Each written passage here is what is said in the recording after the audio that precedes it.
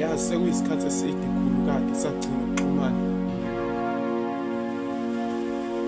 Ngicela ungixolele. Kule nyanga edlule khulu awungenanga u-350. 350 khulu enye yemali ethi ayifane nemali empesheni kanje. Yebo, ithoyo thina uMahlalela khona incane, kodwa kunendawo ebamba